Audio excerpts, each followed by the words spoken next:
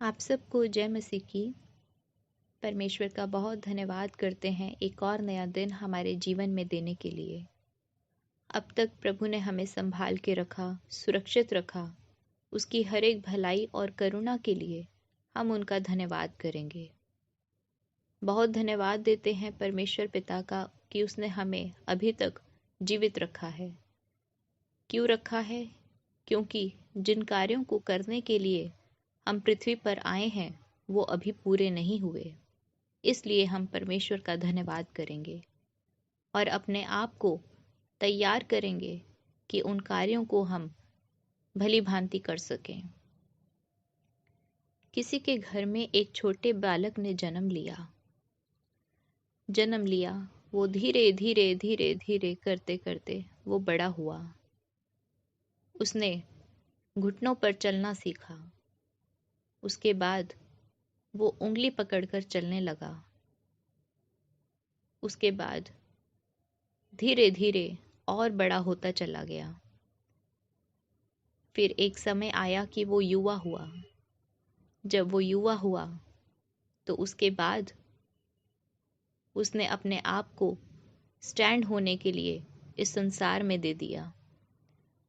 और जब वो अपने पाँव पर खड़ा हुआ तब उसका घर बसा, बाल बच्चे हुए।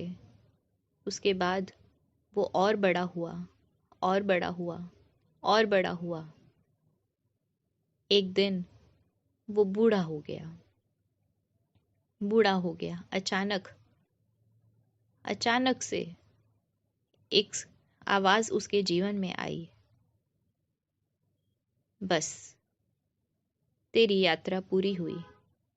और वो इस पृथ्वी को छोड़कर चला जाता है। मिट्टी से बना मनुष्य मिट्टी में ही मिल जाता है। ना वो अपनी आयु में एक भी पल बढ़ा सकता है और ना अपनी आयु का एक भी पल घटा सकता है। जो कुछ परमेश्वर ने बनाया है वो ऐसा बनाया कि वो अपने अपने समय पर सुंदर होते रहते हैं। अपने अपने समय पर वो सुंदर होता रहता है जो भी कार्य परमेश्वर ने शुरू किया है। और हर एक काम का, हर एक बात का एक समय भी निश्चित करके रखा है। जिस प्रकार जन्म का समय है उसी प्रकार मरण का भी समय है। हमें ये याद रखना है कि अगर हम पृथ्वी पर आए हैं तो जो दिन हमें दिया गया है उस दिन को ऐसे जिएं कि हो सकता है कि कल का दिन हमारे लिए ना हो।